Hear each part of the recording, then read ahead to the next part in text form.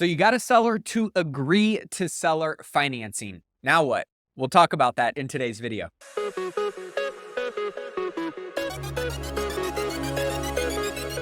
What's up guys, Mehdi here. Welcome back to my seller finance series. In today's video, we're going to continue through with getting a seller financing deal successfully across the finish line. How do you use seller financing to buy your first or your next investment property? In the last video, I showed you how I found the lead on the deal that I just closed, how I analyzed it on my flip calculator, how I presented those multiple options to the seller, and how I got that seller to agree to it, sign the contract, and of course, move forward and open escrow. Well, today we're gonna go over the last 3 stages of the process to successfully get this deal across the finish line by digging into the due diligence process to make sure that you know everything you need to know about the property before buying it, for financing, on how you're going to go about properly getting all of the documents and instruments in place for seller financing, and last, crossing all the necessary T's and I's to ensure a successful closing. But before we jump in, make sure you hit that subscribe button if you haven't already, smash that like button, and be sure to check out all the links and resources that I have down for you below if you haven't already. So at this stage, I've now gotten the seller to agree to seller finance the property for me, and with a small down payment, they are going to give me a seller finance loan for the remainder of the purchase price. So I wrote up a formal purchase and sale agreement, which you can see here, which reflected all the details in the summarized offer that we went over. We both executed the contract, and then I formally opened escrow. Now here in California, we use title and escrow companies. Now in your state, it may be a little bit different depending on where you're at. And now escrow, that they have the contract, is going to begin doing everything they need to in order to ensure the sale is completed based on the way the contract is written, and to ensure all the necessary steps are completed before transfer of property ownership. At the same time, escrow is going through their steps, which includes a title search to verify the seller's legal right to transfer ownership of the property and identify if there's any liens or encumbrances that may exist. I am now completing my due diligence. For those that don't know what that is, due diligence in a real estate transaction refers to the process of thoroughly investigating and evaluating a property before you finalize the purchase, which for me, that generally just consists of a home inspection, a pest inspection, reviewing all of the big ticket items, just so that way I can get a professional opinion on all the things that I might not be able to see with the naked eye. I'll have them inspect all the big ticket items like the roof, the plumbing, the electrical, the HVAC systems, the pool, if there's a pool, anything that could be something very costly later on down the road that I may overlook. And the reason I want to be able to identify any potential issues and risks or liabilities associated with the property before I buy it, and also to be able to account for these things, is I want to know if there's any additional costs that I may have missed in my earlier analysis. And in this case, I found out there was a plumbing issue, and I ended up getting the seller to agree to reduce the price another $20,000 because of that. Now, if I hadn't done those inspections, I would have had to eat that cost when I found out later on after the fact. So always make sure you complete your due diligence and you never skip this step. This is generally the stage that newer investors make mistakes in because they're trying to save some money by not doing inspections. They end up cutting corners, but in the end, it can really end up making or breaking your deal. Now, you're also going to want to, of course, understand all of the things the seller is disclosing about the property, right? You want to know if somebody died in the house, or if they were cooking meth in it, or doing something crazy that you as a buyer should know about. And of course, once escrow and title present to you all of the proper documentation that you want to review, making sure that it's clean title and everything looks good, then you're looking a lot more confident and fully understanding of what you're walking into and what you're buying.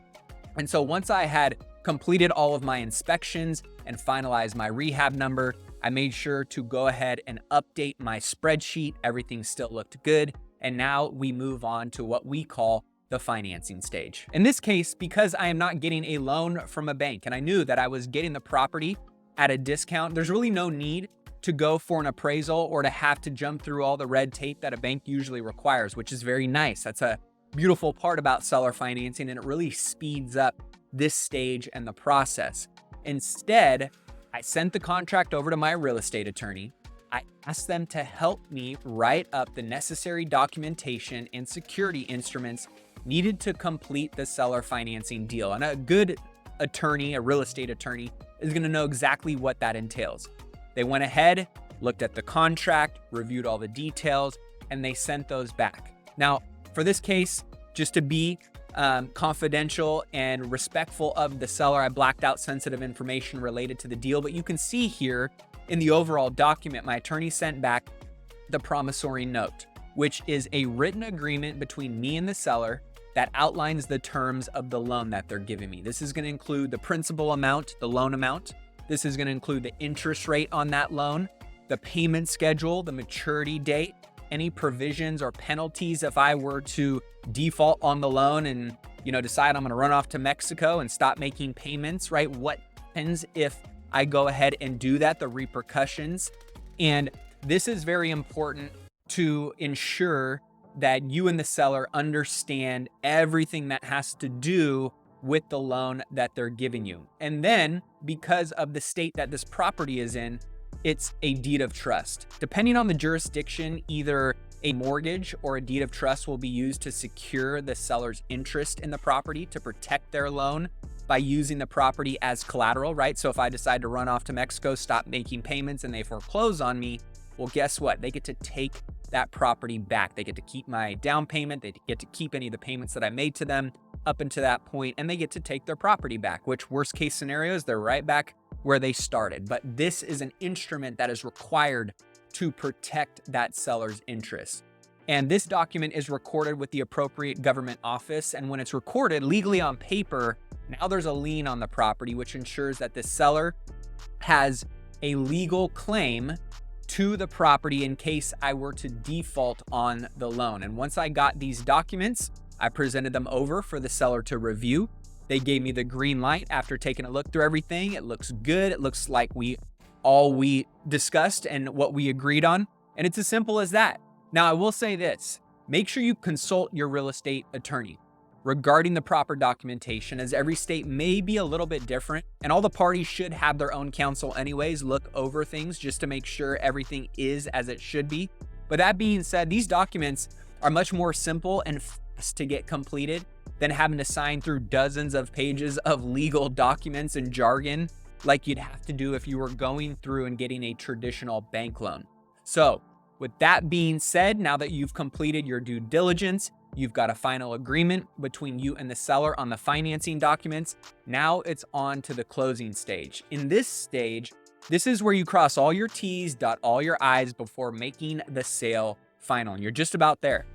I would suggest performing a final walkthrough of the property, typically within 24 hours before closing, just to make sure nothing bad has happened at the property and to verify that it's still in the condition that you expect it to be before you close on the property. I've seen and heard some insane horror stories of people who didn't do this, and when they closed escrow and showed up at the property, some ugly stuff has happened, or even in worst case scenario, the house has burned down. So don't skip this step. And then it's time to head to the closing table. Before signing any documents, make sure you review all the closing documents to ensure that all the terms, all the conditions are accurate, all the fees, everything is consistent with the purchase agreement and the terms you and the seller agreed to. And as long as everything looks good, you'll sign all your documents. The seller will sign all theirs. You will then transfer the remaining funds needed to close the sale, which in my case was around $68,000. The escrow company then proceeded to record the deed of trust with the government entity that it needed to officially transfer the title from the seller to me, which officially solidified my ownership of the property and that it is legally recognized on paper. And then once the deed has been recorded, escrow will take those funds, they will send them over to the seller, and boom, the seller finance deal is officially done. The transaction is closed, I got the keys, and now the project was officially underway. Not too difficult, right? Seller financing really isn't that complicated. And once you really understand the process and you can connect all the dots that we've been talking about in these videos of the seller financing series, it's all about following a process, having the right people in place to ensure this happens efficiently and effectively and as smoothly as possible. And once you master that, you can rinse and repeat this strategy over and over to build a real estate empire using seller finance. So at this point, we've gone over how to use seller financing to buy a house, how to navigate each stage of the process. And in the final video, I'm going to show you how I buy houses using seller financing without any of my own money. So with that said, thank you for watching. Be sure to like this video if you found it helpful. Be sure to share this with somebody you think can get some value from it. And don't forget to check out all the links and resources down below. Cheers, my friends.